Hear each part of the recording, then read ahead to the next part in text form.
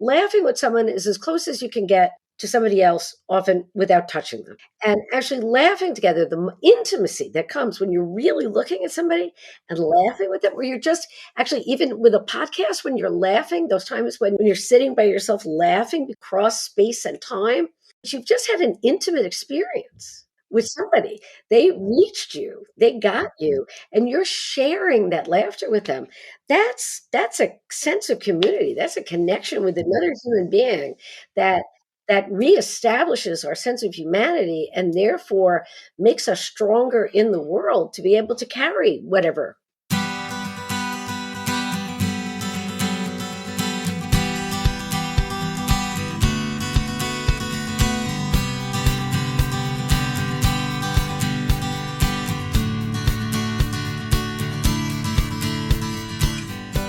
Welcome to Parent Footprint with Dr. Dan. I'm Dr. Dan. This show is about making the world a more loving, accepting, and compassionate place, one parent, one person, and one child at a time. The key to raising healthy and engaged kids is for parents to seek the same in their own lives while striving to be the best versions of themselves each day. No matter who you are or where you came from, with increased awareness, you can be purposeful about leaving a healthy footprint for your children, your family, and all those you care about, while living your own life to the fullest. Today's show is Falling Isn't Failing, and Humor is Healing, with our esteemed guest, Dr. Gina Barreca. Hailed as smart and funny by people, Gina was deemed a feminist humor maven by Ms. She's written for most major publications, including the New York Times, the Chronicle of Education, Cosmopolitan, and the Harvard Business Review. Gina has appeared often as a repeat guest on 2020, The Today Show, CNN, the BBC, NPR, and OPRAH to discuss gender, power, politics, and humor. Board of Trustees Distinguished Professor at UConn, as well as winner of its highest award for excellence in teaching, Gina has written 10 books, including the best-selling They Used to Call Me Snow White, But I Drifted. Her latest book, Fast Fallen Women, has just been released. We are going to talk about that and many other things today. The collection of 75 essays is part of Gina's popular Fast Women series, which also includes Fast Funny Women and Fast Fierce Women. Gina grew up in Brooklyn and Long Island and lives with her husband in Storrs, Connecticut. Gina, welcome to the show. Thank you so much. I'm absolutely thrilled to be here. So I'm just going to say the personal connection because this sets the stage. So you are a very important person and mentor in our producer, Laura Rossi's life. And what she says about you, so many, as I've learned about you, say about you, as the impact that you have had on so many students and particularly women over decades, and you stay connected with them. It's one of the great things about teaching is that when people ask if I have children, as women are always asked, men are sometimes incidentally asked, increasingly asked, but women are always asked, so do you have any children? And I say, I have two wonderful stepsons who are at that absolutely adorable age where they're both attorneys. And they're so cute. When they get to the attorney stage, you buy them just little adorable socks and they pay their own mortgage and they have their own spouses. They're just so cute. And then I have thousands of kids, all of whom have gone to college, and I don't have to pay any of their loans. And so Laura Rossi, who was in the first class, I believe, that I ever taught, at UConn when I started in 1987. It was certainly in the first year. She was at my wedding 32 years ago. And she's exactly who I would have chosen as family. And I think that, as the old shibboleth has it, there's the family that we're given and there's the families that we make. And so Laura has certainly been a daughter, a niece, stepdaughter, a cousin, whatever you want to call it, whatever you want to name it, has been an essential young person in my life. And one of the nice things is that, of course, she will always remain a young woman to me. So I think that's one of the reasons Laura really appreciates it. She appreciates that. I know she appreciates that, among so many other things. Yes. So I was wondering, when did you realize your love and calling for English, writing, literature, and eventually professorhood? Boy, not until late in life, which is one of the reasons, or certainly later than a lot of my colleagues. I won't say late in life, but when I graduated, I was one of the first I was one of the first people in my family to go to college. My older brother went before I did. He's 6 years my senior. But I was the only girl in my extended Italian family, Sicilian family, to graduate from high school in a timely fashion. That is not what women did. Women Mhm. got pregnant, got married, usually in that order. And, that's what they were supposed to do. That was their job. Men were supposed to stay single as long as possible and have sex as soon as possible. And women were supposed to get married as soon as possible and not have sex for as long as possible. So it's astonishing that anything worked out at all, actually. And but I had terrific teachers in high school. My mom died fairly young, and when I was pretty young, and so teachers really took an interest in me, and I think that's one of the reasons that I saw teaching as such an important avocation. But I didn't want to be one.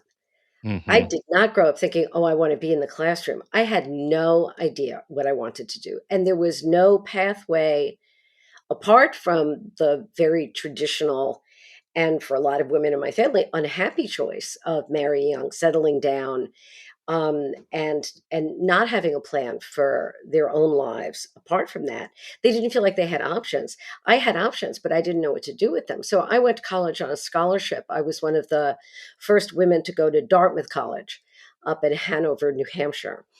And in 1975, Hanover, New Hampshire, was a wilderness. I mean, Hmm.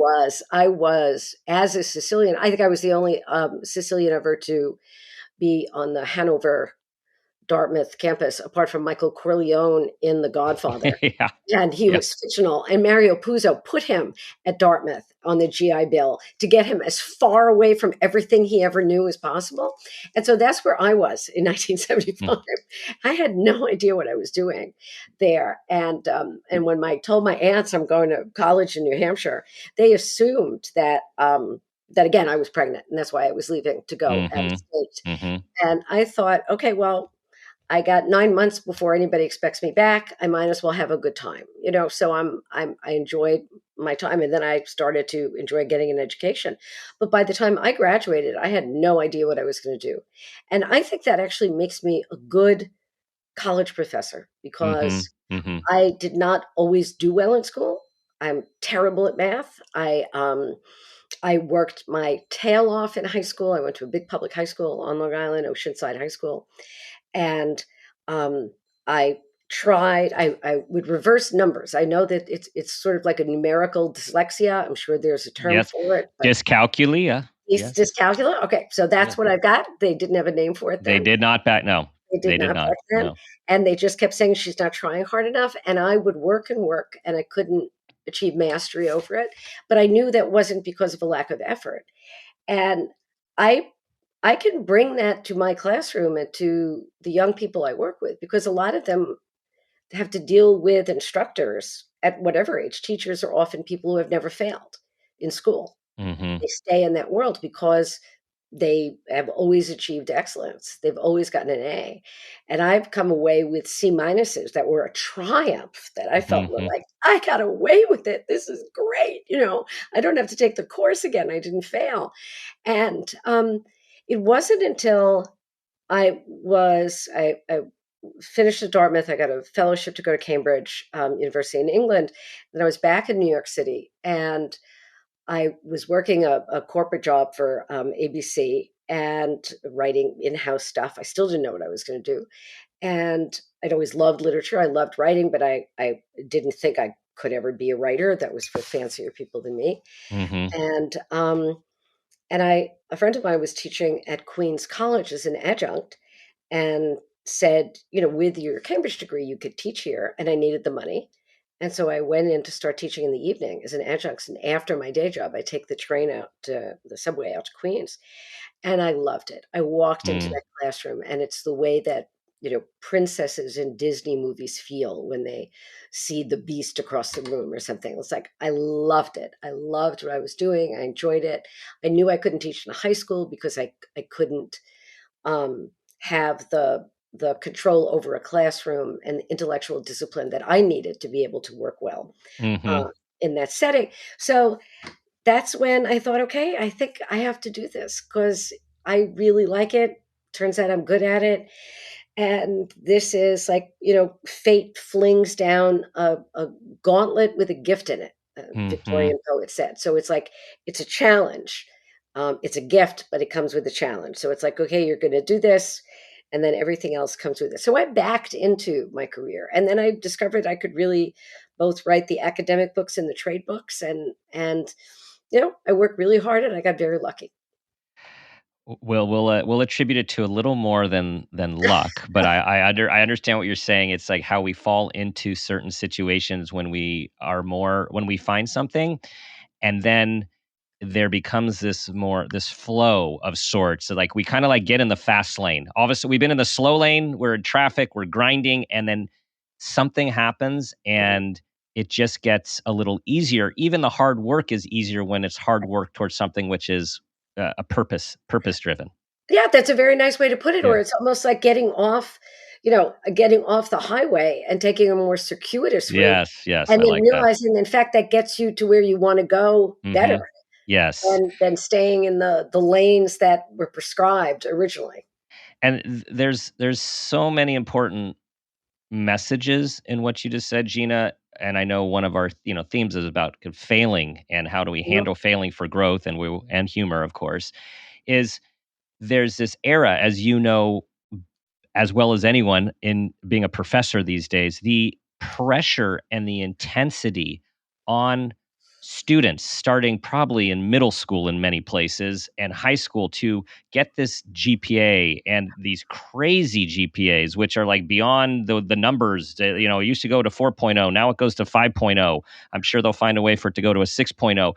And the pressure of the grade to define the person to get into the school, which supposedly is going to determine the rest of your life. And yes, people will say, well, things were different back then and it was easier to get in. Yeah, like I agree. Like I don't think I'd get into the college I went to now. I wouldn't actually now. So things have changed. However, there are still it's who you are and what you care about and where you put your time and your energy so much more than a GPA and an A. Just what you said is, should be like on a tea towel and given to parents and to students. When for the new book, which I again is Fast Fallen Women, when I've been talking to groups and they've been saying what is, because the writers go from age 20 to age 87. Mm-hmm.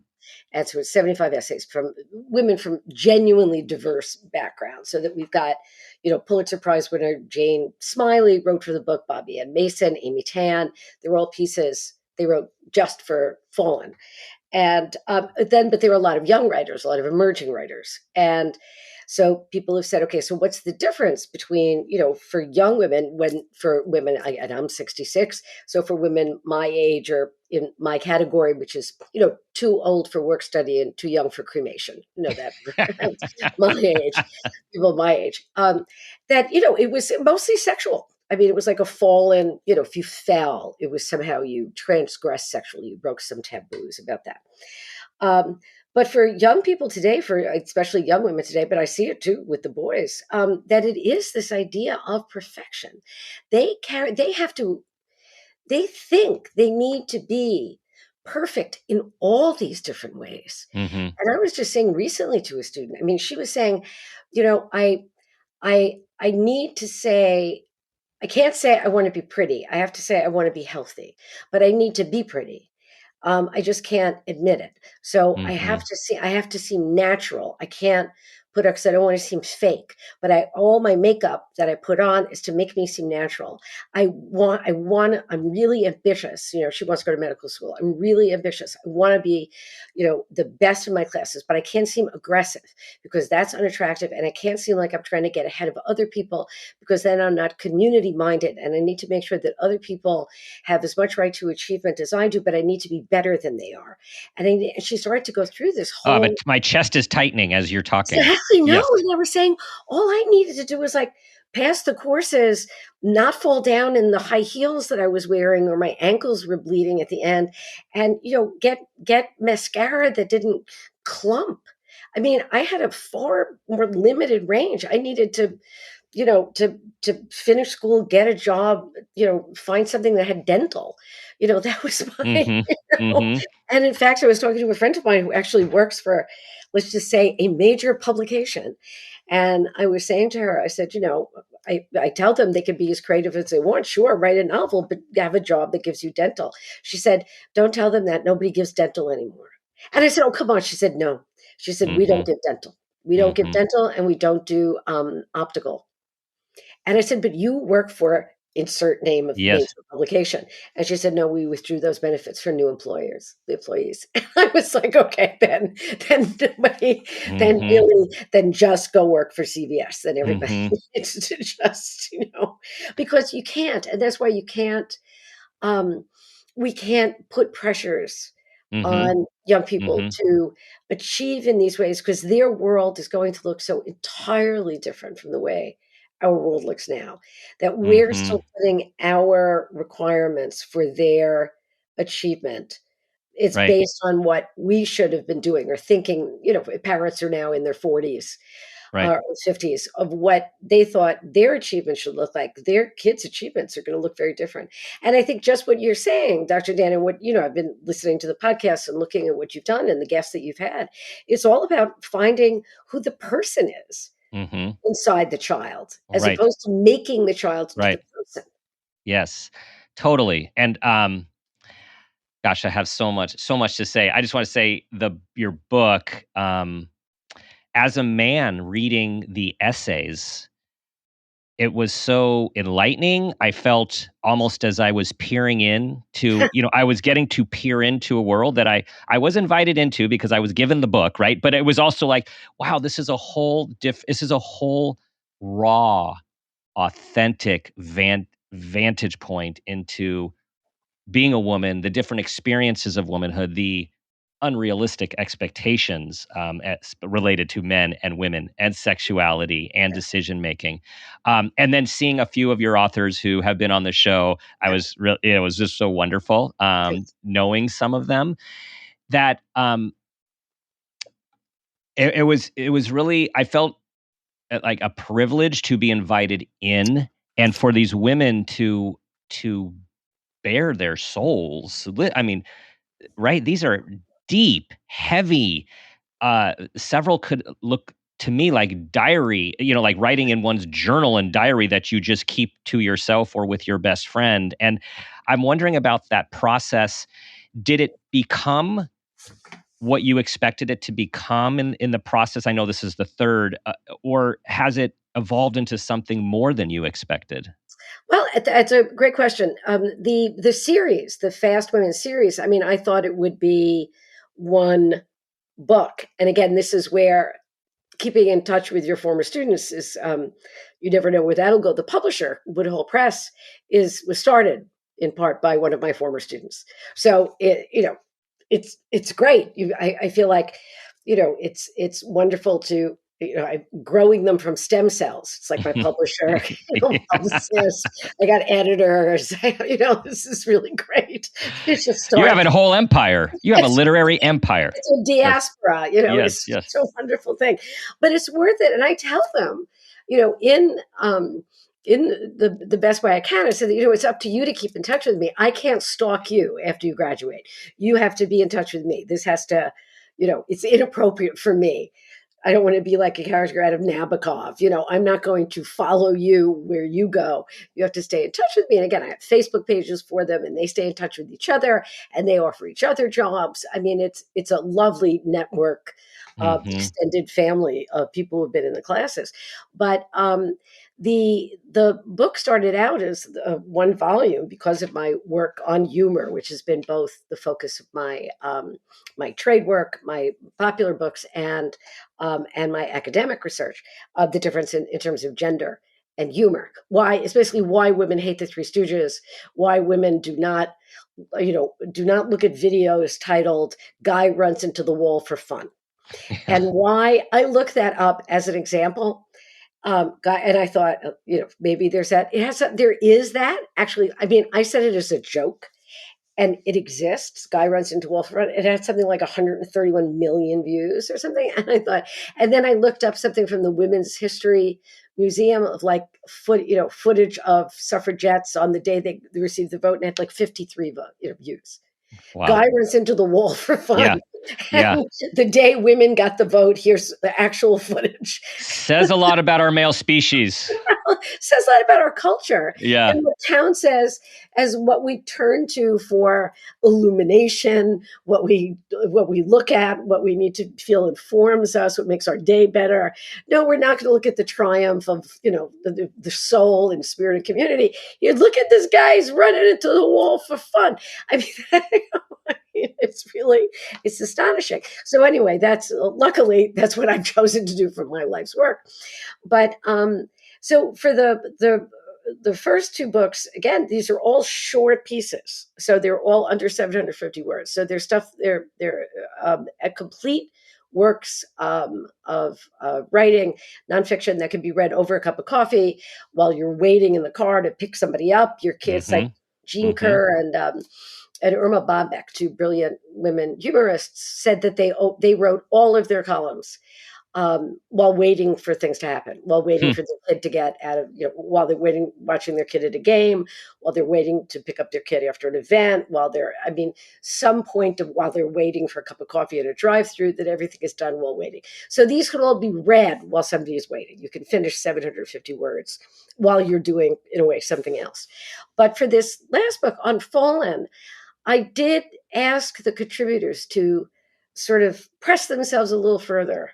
And again, some of them are very funny, and often some of the ones that are most heartbreaking are also funny, because humor and heartbreak really go together, as many comics have said over time, that pain plus time equals humor. That the stories that as the English would say, that we dine off of. If I do a corporate gig, and which I'm often asked to do, like after a sexual harassment lawsuit, there's something to decide to have me in, and there'll be a banner saying, Dr. Gina Barreca, sexual harassment training, and some guys think I'm there to help them do it better, and I have to explain that that's not how it works. Learn that harass is one word. That's how we start, and they have to write it out. It's always, and so they look at the idea of how the stories that we tell about ourselves in these workshops. I have to look at the way the stories we tell about ourselves are often based on some terrible thing that happened to us. If I ask a group, male or female, both, everybody, whatever, what's your favorite story about your childhood? Very few people are going to talk about something happy that happened to them. So tell me your childhood story. What's the story? It's going to be about being left at the gas station by the parents. They're one of 6 kids, and the parents left them. We're halfway through Indiana before they realized Brenda wasn't there, and they had to turn back and get Brenda. Okay. Brenda's sitting in the gas station, but she felt confident. She said, I knew at some point somebody would notice I wasn't there. This is before cell phones, before they're in a station wagon, but that her story, that could turn into some novel about abandonment, and she could have been sold for parts, and abducted and whatever, but she didn't. She just sat. She had a little book. She was reading the Bobbie twins. She waited until, they returned. But it's usually about something terrible that happened. Somebody, they were left behind. They were made sad by something. They peed in the wrong bathroom at school and got made fun of. Some story that you go, oh, but you turn that story into something else. You make it that incident into a story, and you make it something else. You make it not just something that happened to you, but something you have control over, because you make a story out of it. And the psychology behind that, and your other guests have talked about the psychology behind that. It's the whole idea of creating the narrative around the incident so that you can feel control over it. So Mm-hmm. this is what happened, but what's your version of it? Because Mm-hmm. once you have your version of it, it becomes yours. Yes. You're not Rewriting the narrative. right, Rewrite the exactly. narrative. And that, I mean, and that it really does, it rewires your Mm-hmm. brain to think of it in another Mm-hmm. way. And so that you don't become just the random object of the universe's desire to inflict pain, Mm-hmm. or you don't become the scapegoat for the family, or you don't become whatever that is. You become somebody who has a kind of agency. Mm-hmm. You become, okay, this happened, but this is how I handled it. Right. Right. What I got the through and through was the themes of shame, of guilt, and then through the process of rewriting, of healing and liberation and actual strength Hmm. on the other side. And these are themes of mental health issues, mental illness, abortion, affairs, um, letting people down, not showing up, bullying, right? Of course, all of the real things that humans experience and women in particular can experience. And just at the end of them, so many, I just felt, their arms are raised up with strength at the end Hmm. of owning this part of themselves. Hmm. Thank you. I'm really glad that you felt that, because I think a lot of the writers wanted to make that exactly. In fact, I'll show you. I have right here the cover to the first book, as you mentioned, was called. They used to call me Snow White, but I drifted. But here's a little version of it. This is Oh, hand up. Liza Yes. Donnelly, who's a New Yorker cartoonist, did the cover, and I said, "Can you give me a seditious Snow White?" So there's Snow White with her outfit. I mean, and you could clearly Snow White. Yes. She's got her fist Yes. in the air, raised up there with the headband. I mean, it's exactly what you describe. But it's the idea that all human beings, obviously, regardless of gender assignment, are flawed creatures. But women, for so long, have supposed to been able to at least appear perfect, to appear unflappable, to be ladylike. I mean, to be ladylike is to be Mm-hmm. invisible, Mm-hmm. not to scream, cry, you know, um, pull out your hair, bare your teeth, bare your soul, to transgress, to do anything that would bother anybody else. Femininity, in the most sort of conservative senses, now I'm not talking politically, I'm talking cultural um, sort of ideation, is to erase the self. I mean, that Mm-hmm. it's a complete erasure, so that a woman feels that she is there only to be the vehicle for other people around her. Our job is to make other people happy. My job is to make my husband happy. I don't think my husband would disagree with that assignment. Mm-hmm. Yeah. But it's fine. As far as I'm concerned, his job is to make me happy. We do a good job of it for 32 years. But it was supposed to be my only job. Mm-hmm. And to make sure that no one, no one especially no man in any way, was inconvenienced by my needs or desires, ambitions, or um, uh, you know um, sort of wishes, that women always had to come last, right? No, Mm-hmm. you go first.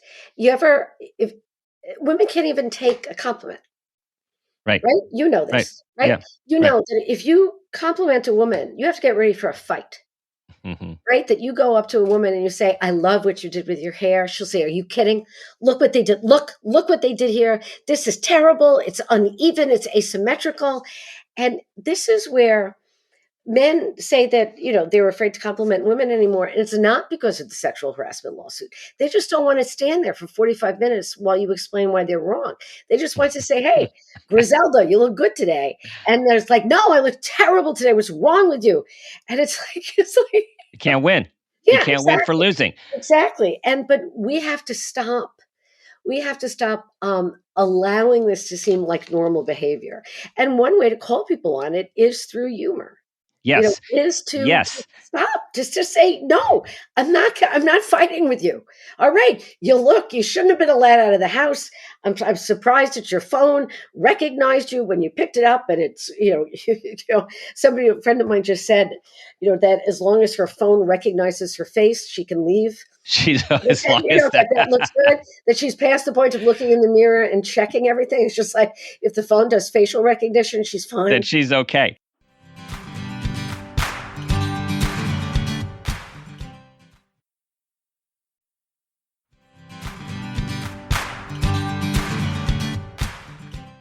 Preparing for this conversation and looking on your website, lo and behold, there's some videos. You're doing stand-up, which of course, is just, as I'm getting to know you, is just a natural part of who you are. And the little clip of the ladies on the beach and who's looking at what parts, I mean, I was laughing out loud by myself in my office. So when did humor come into, I mean, I'm guessing humor has been in your life for a long time. When did you become aware of this as something you wanted to intentionally cultivate?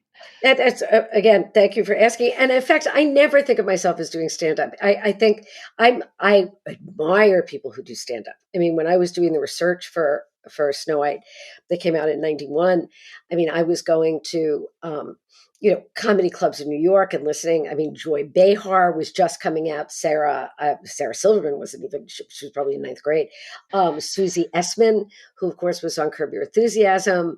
And, all of these fabulous comics, Laura Keitlinger, who went on to work for Saturday Night Live. And, they would be on at 2:00 in the morning. And I mean, and I'm so glad that you watched the video, the bathing suit season at TJ Maxx. Yes. And that was done. I can't do stand-up because there are very few things that I wouldn't feel capable of getting up in front of a group and doing. But to get up in front of drunk dentists at 2 a.m., I have a 2-book minimum rather than a 2-drink minimum. So that was at the National Speakers Association in San Diego. And so that was a different routine, but I'm so glad that it came across that way. And it is, it's all I do. I always say this, I can't write fiction. I could only write nonfiction, and I don't invent anything. I simply pay attention.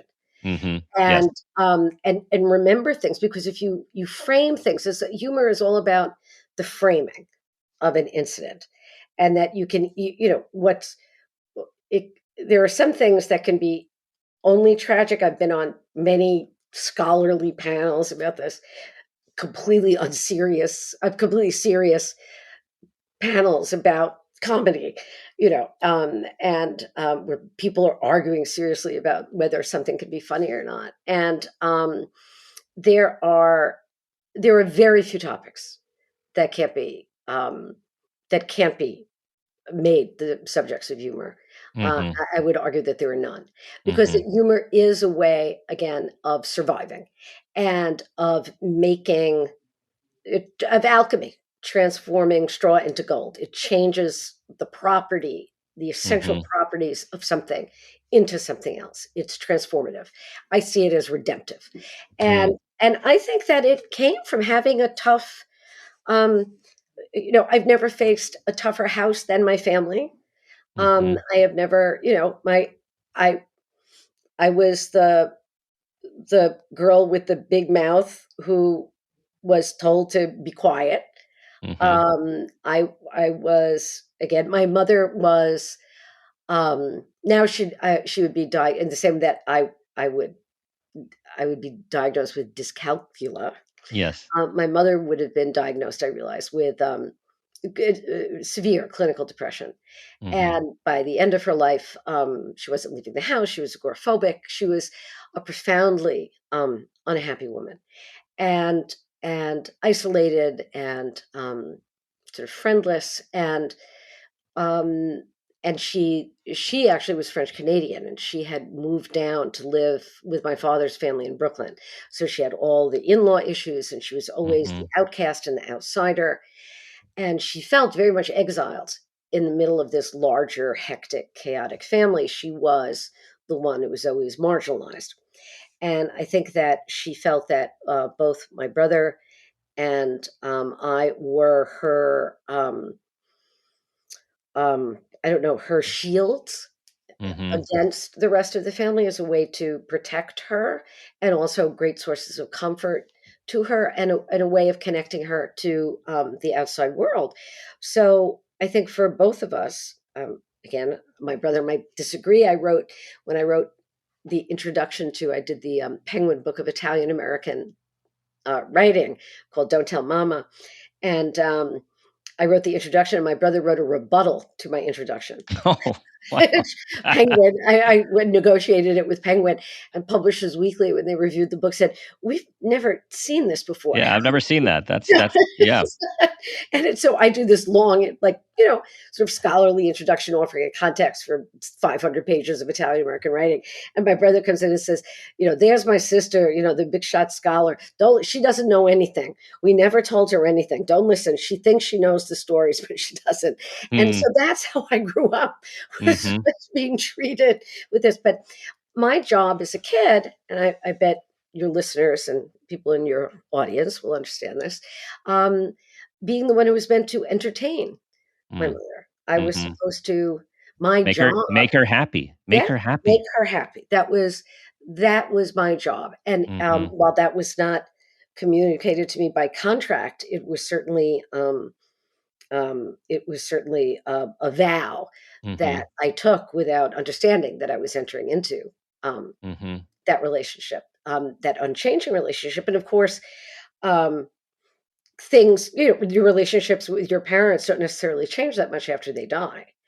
And you still have a relationship with your parents, whether they're there or Mm-hmm. not. And so I realized um, that it took me a long time to recognize that was not something I could always do.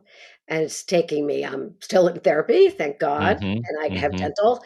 But Mm-hmm. also, I mean, Your teeth look great. Your have, teeth thank you really very look much. great. Actually, Yeah. my teeth look great, because I grew up next door to Judge Judy on Ocean For Avenue. It was my for next door real. neighbor, for real. Judge Judy. Judge Ah, Judy, Judge Judy Judy. Steinland, and Yeah. her father, Murray Blum, was my dentist. We Ah. could not have afforded to have the quality of dental care that we had, except that we were Murray Blum's neighbors, and so he looked Nice. after our teeth. And Judy actually wrote a piece for the first book. She's in Fast Fallen Woman, and talks about her dad being our dentist. So we went to her birthday. I mean, we're friends. So Judy, That's and oh. she's one of the few people who make me seem laconic. Mm, So yeah, we learned to on. So you asked where the sense of humor came from. yes. If you weren't funny on my block, they killed you. I mean, so not only was I learned to be funny from my family. Being funny in Brooklyn, Survival. yeah, in the '60s that was it. I mean, Mm-hmm.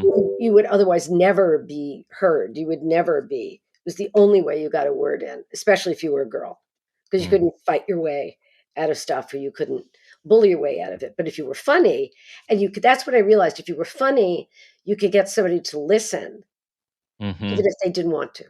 Mm-hmm. They paid attention to you. If they laughed, it meant you got them, whether or not they wanted to be gotten.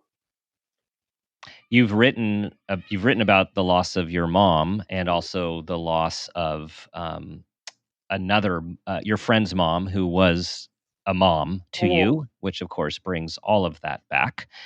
How help us? How do we bring in humor to deal with the difficulty of life? As we record, we have a lot of difficulty going on in the world right now, and a lot of heartbreak and unthinkable. And too soon probably for humor, but how do we embrace humor to cope and to heal and to move on? Again, very important idea. And two of the funniest, the most immediate, savagely funny professional groups that I've ever dealt with or worked with or know people in are on the ground journalists and medical personnel. You cannot work like in a Doctors Without Borders. I've got, the friends who Mhm. do that kind of work, and the nurses who go out into the field, both again, men and women, and the journalists who are reporting. Mm-hmm. And I've known people done this now for 40 years. They the jokes that would come, I mean, through them over the phone long before the internet, and I don't even know what they do now, how they keep it private, because Mm-hmm. it would be, I would hear some of this, and it would be like, that's you can't say that. This would be the people who would be saying, Right. Don't post that. Don't post that. exactly. These Yes. are the people who are saving lives. These are the people who are doing everything. These are literally the front lines. But the way these people who are actually taking it, like who are in hazmat gear and who are wearing protective gear because they're in danger of being shot, they're in danger of death, as they're trying to help the world, are making the worst jokes, making all the jokes about death and illness and savagery. And because that's a mechanism that it lets you breathe. I mean, Yeah. I'm not going to get into Right. it. I mean, other people Yeah. know it better than I do, but there's all this emphasis where you can find articles emphasizing the physical benefits of laughter, that it does it gets your dopamine and your serotonin going. It makes you breathe differently. It's a kind of automatic, instinctive form of medication. And, it's almost like a humor is almost like a Buddhist realization that, everything is impermanent, everything is connected, and that you have to pay attention. And Mm-hmm. that's sort of the basis of humor, is Right. to understand. I mean, humor makes you see that the world is connected, that you are out of control, Mm-hmm. right? Mm-hmm. And that therefore you have to pay attention all the time. And that's where, it's not like letting everything go. It's like paying attention evenly, Mm. and it's not a form of release. It's a form, and again, I have, an ersatz spiritual sort of, understanding of things. I'm not somebody, I was raised as a Roman Catholic, but I'm a recovering Catholic. I can't Mm-hmm. be anything else, but I can't do it without harm to myself on a regular Mm-hmm. basis. But I do think that, that humor really is, about redemption, that humor allows us to redeem moments that would otherwise be lost to despair, to tragedy, to Mm-hmm. misery, to self-indulgence, to this kind of wallowing in what could every day be the worst day of things for us. Mm-hmm. Everybody can choose. I mean, there are choices, and there are days that, there are days you can't make a choice. There are days when, as in Fast Fallen Women, there are days when getting up and taking a shower are the days of enormous triumph. Mm-hmm. And Right. there were days when you can do everything and you talk to everybody and you get things done and make things happen and you're helping other people do stuff. And that's terrific. Those might be a perfectly ordinary day and good for you. That's great. But I have had, and I know I'm not alone in this, that there are days when, like, I got up and I made my bed and I fed myself. And Mm-hmm. those are the days that I should get an award for. Mm-hmm. Those are the days that really matter. Like, I did no harm to anyone else or myself. And it's Mm-hmm. like, I need a star for this. Like, there should be a Yeah. ceremony by the end of the day that I got through this. And Mm-hmm. that's something to recognize. And in our best moments to say, good for you. Yeah. You didn't, you Right. didn't destroy anything today. Well done, honey. Mm-hmm. That's it.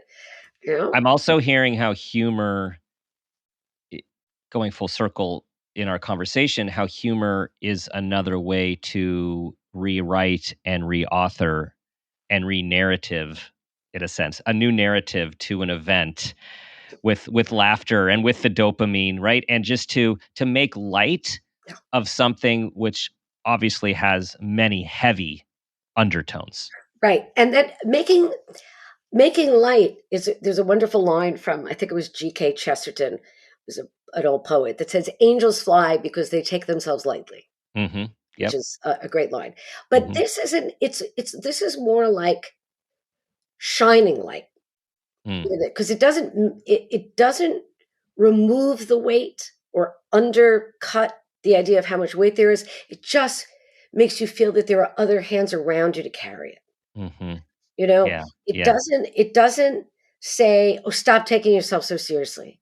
It says, Mm-hmm. "Wow, you're in the middle of all the rest of this. Let me, that's really, I don't know how you're surviving. Let me help you with this. Look, did you ever think of looking at it this way? These are just, it's another way to make you feel like you're not alone. Right. I have, there's another book that I'm working on. I'm doing the next in the Fast Women series is Fast Famous Women, but I'm also doing something called Gina School, which are the things that I've learned. And I've got a former student, another former student who's illustrating it, who's a brilliant cartoonist. And, but that one of the things that I put up often on my Facebook page, which I hope maybe some of your the listeners, we're gonna point them in that direction. Yes, but that I will put up regularly, and I put it up when I need to hear it, and then it's always surprising to me how many people say, "Oh, I'm so glad you put that up." Just simple. You're not nuts, and you're not alone. That's it. You're not nuts and you're not alone. And then people write, but it's interesting. And I respond on my Facebook page. And people are like, how do you know? Because you just answered this. You could read, you made a coherent statement, you took the step of writing back. I'm writing back to you. Clearly you're not alone because I'm replying to you. And the nuts part, you were able to articulate your own sense of uneasiness about your well-being at the moment, which indicates that you're in your control of your situation, even if you don't feel that way, whatever it happens to be, but something in response to it, but feeling like we're not nuts and we're not alone is sort of like the best thing we could offer each other. And I think humor lets us do that. Humor is laughing with someone is as close as you can get to somebody else, often without touching them. And actually laughing together, the intimacy that comes when you're really looking at somebody and laughing with them, where you're just actually, even with a podcast, when you're laughing, those times when you're sitting by yourself laughing because somebody, you've just heard something, you've just seen something, even if you're alone, it happened to cross space and time. You're not even in the same present, but you've just had an intimate experience. With somebody. They reached you, they got you, and you're sharing that laughter with them. That's a sense of community. That's a connection with another human being that reestablishes our sense of humanity and therefore makes us stronger in the world to be able to carry whatever comes next. Yes.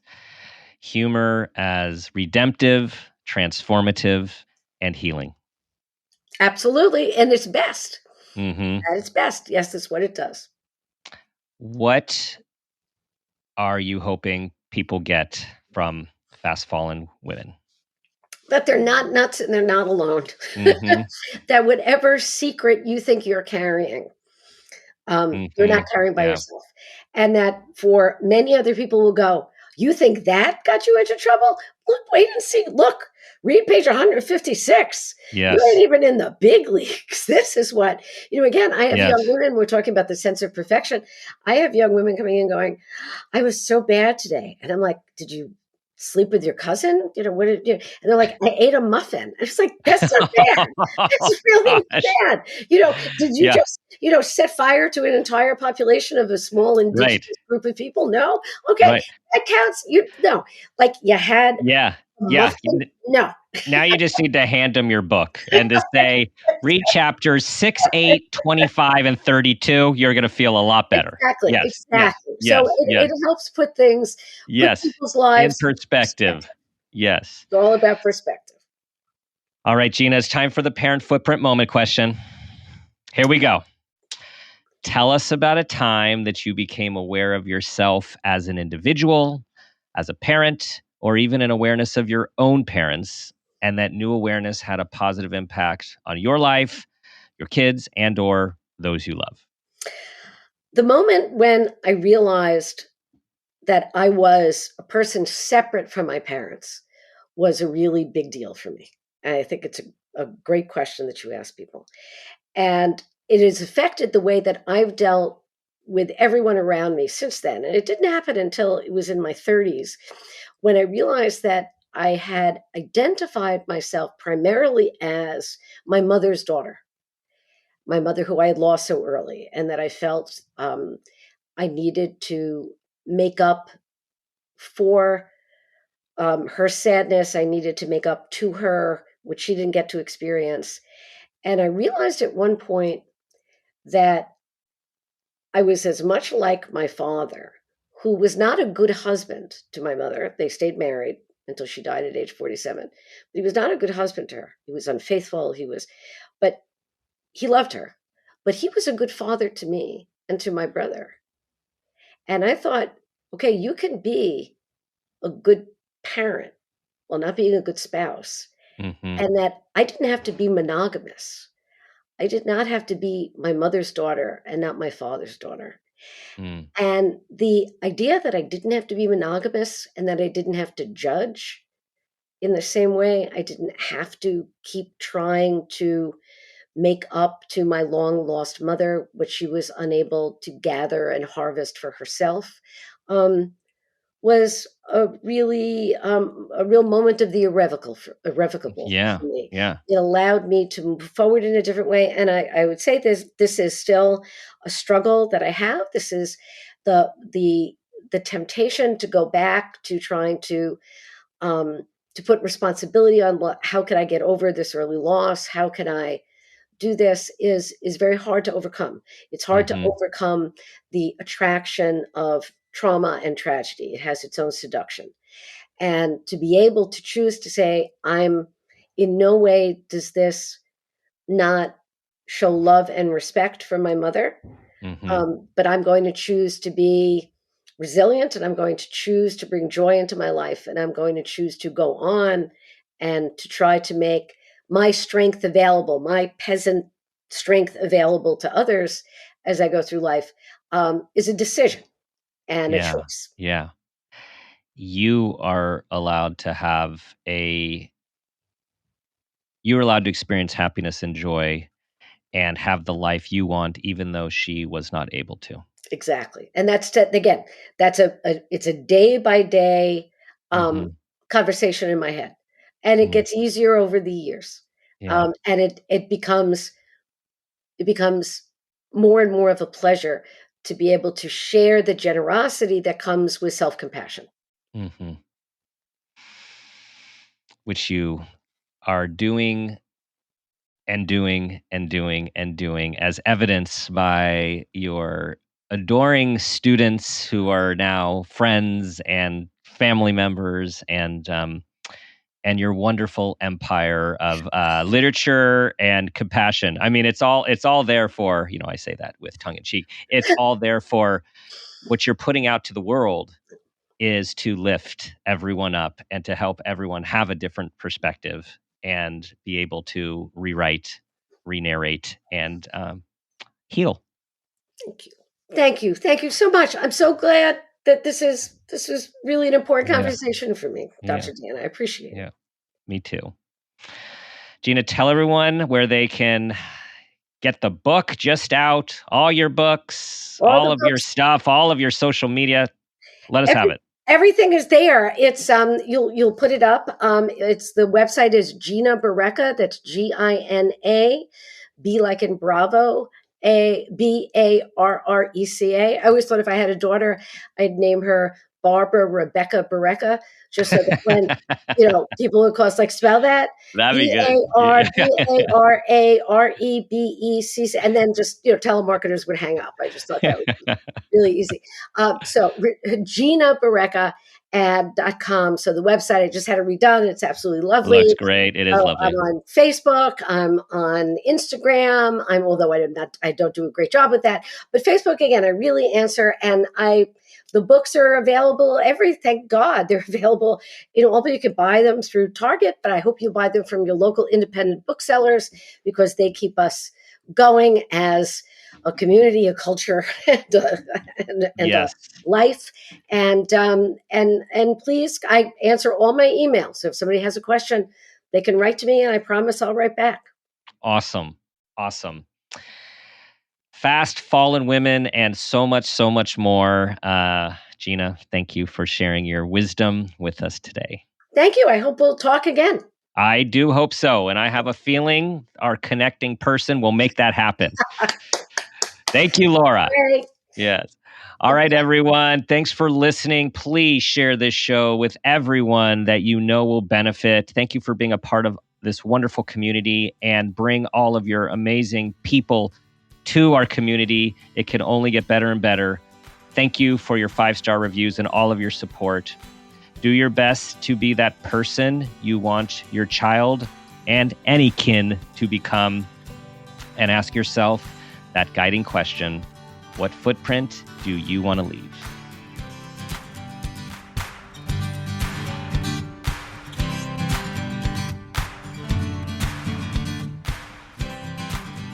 This has been a Peters and Rossi production.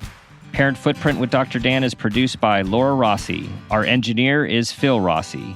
Theme music is Strummer Man, composed and performed by Pro Tunes. Artwork is by Garrett Ross. Follow us on Instagram and Facebook at Parent Footprint Podcast and on Twitter at Dr. Dan Peters. For more information, go to exactlyrightmedia.com.